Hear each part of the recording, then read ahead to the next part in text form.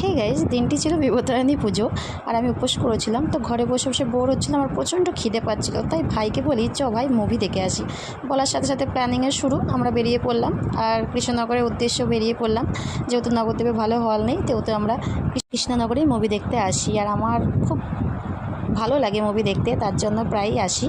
তো বোন বললো, এখনও যখন মুভির টাইম হয়নি, চ দিদি দুটো টপ দেখি। তো টপ দেখছিল আর আমি আমার ভাই এদিকে ছবি তুলছিলাম চুপি চুপি। তো বোনের দুটো টপ পছন্দ হয়েছিল, দেওয়াল রুমেও চেক করছিল যে ভালো লাগছে কি না। তো বিল টিল পেমেন্ট করে এসে আমার খুব মাথা যন্ত্রণা করছিল, তাই আমি নিচে এসে একটু চা খেয়ে নিলাম। তারপর টিকিট কেটে মা বই দেখার জন্য এন্ট্রি নিয়ে নিলাম। তো মা বইটা আমার কাছে খুব ভালো লেগেছে, মোটামুটি ভালোই লেগেছে। এন্টারটেনমেন্ট নিয়েছি, এনজয় করেছি। তোমাদের কাছে কার কার দেখেছো, কে দেখেছো, কার কার কাছে ভালো লেগেছে কমেন্টে জানিও। তো মা বই শেষ হতে অনেকটা রাত হয়ে গেছিলো, 11টা বেজে গেছিলো, তাই তাড়াতাড়ি ছিলাম। ভিডিওটা আজকের মতন এইটুকুই। ভালো লাগলে লাইক কমেন্ট শেয়ার করে দিও।